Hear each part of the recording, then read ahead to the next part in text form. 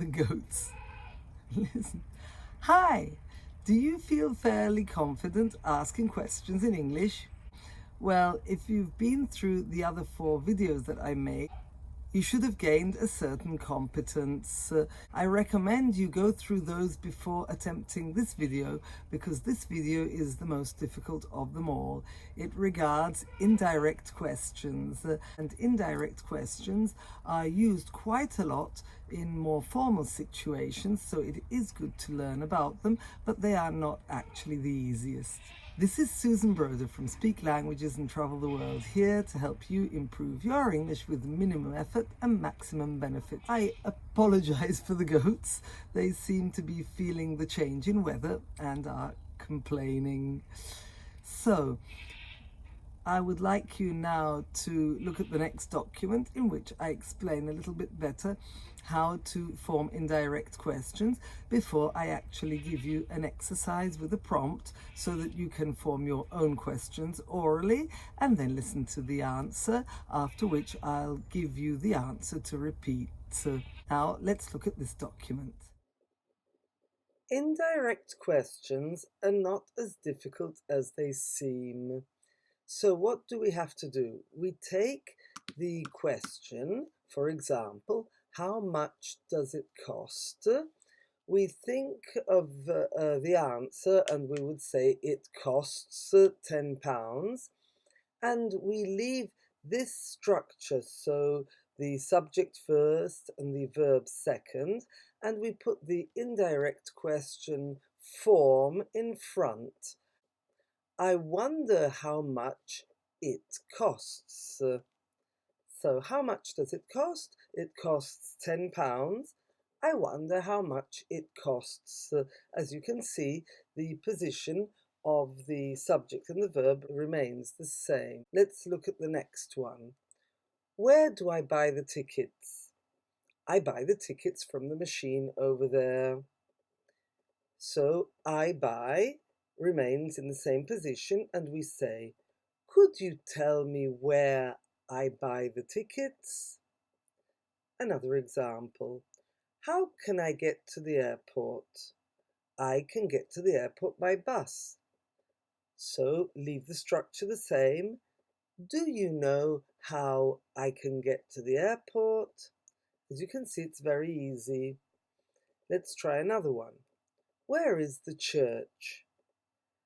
The church is in the main square around the corner.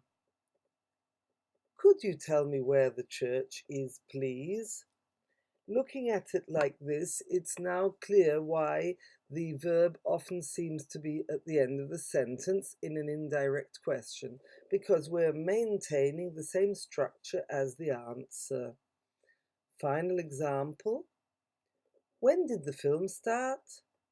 The film started half an hour ago.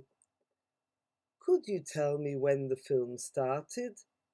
As you can see in this last example, we've changed the tense from the present to the past, but what counts is again the structure of the answer to the question. That's the one we maintain in the indirect question.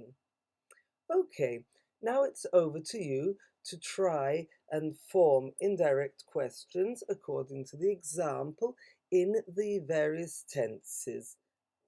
But before we start, let's have a look at some phrases that can be used for indirect question formation. So, for example, could you tell me?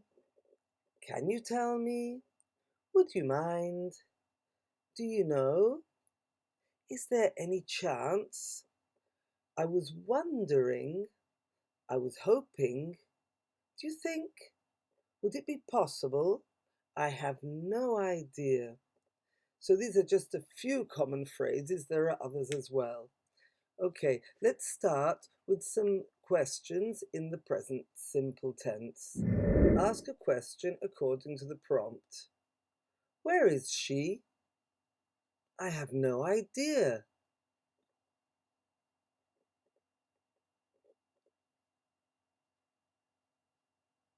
I have no idea where she is.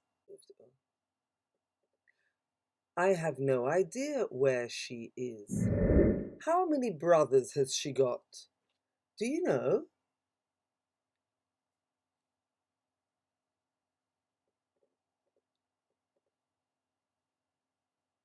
Do you know how many brothers she's got? Do you know how many brothers she's got?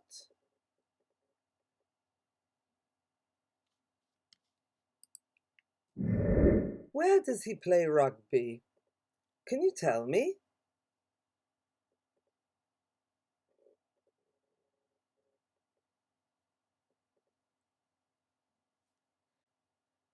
Can you tell me where he plays rugby? What time do you arrive? I was wondering.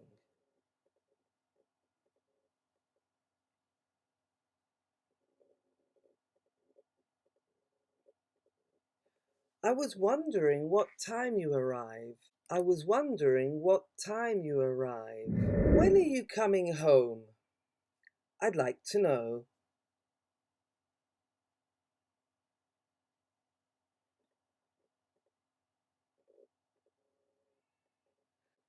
I'd like to know when you are coming home. Now in the past simple tense. Did they play chess last night? Do you know if?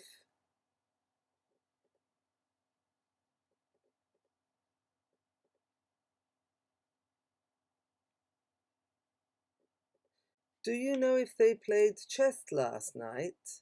Were you good at maths? Could you tell me if?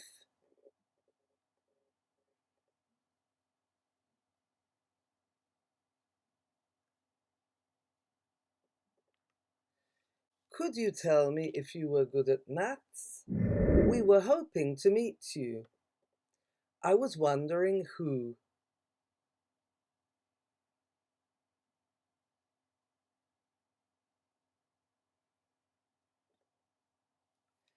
I was wondering who you were hoping to meet. I was wondering who you were hoping to meet. Where has he gone? Could you tell me?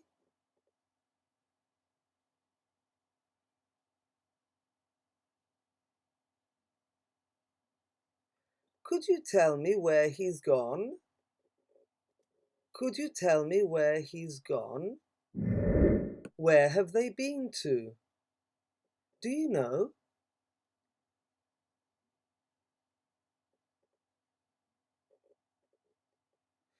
Do you know where they've been to? Do you know where they've been to? What has he been doing recently? I wonder.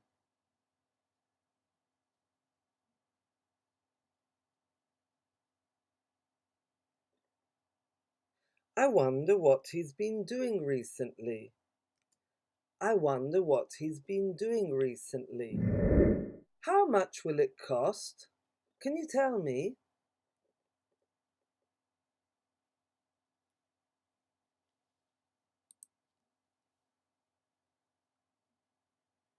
Can you tell me how much it'll cost? Can you tell me how much it'll cost? Why is he going to study abroad?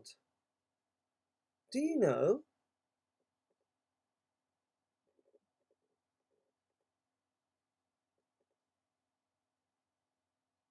Do you know why he's going to study abroad? Do you know why he's going to study abroad? So, as you can see, it's not very difficult, but it does take a bit of practice. And as we always say in English, practice makes perfect. So don't worry about being able to form indirect questions, but practice regularly. Okay, so I hope this was quite clear to you. And have you heard the goats? I'm sorry, the goats seem to want to participate in this video today. So now that you've learned how to form indirect questions, I would like you to write the indirect questions down in the comments below, the ones that you feel would be most useful for you, for example, when you're traveling or when you're in a situation where you would like to ask a question being a little bit more formal.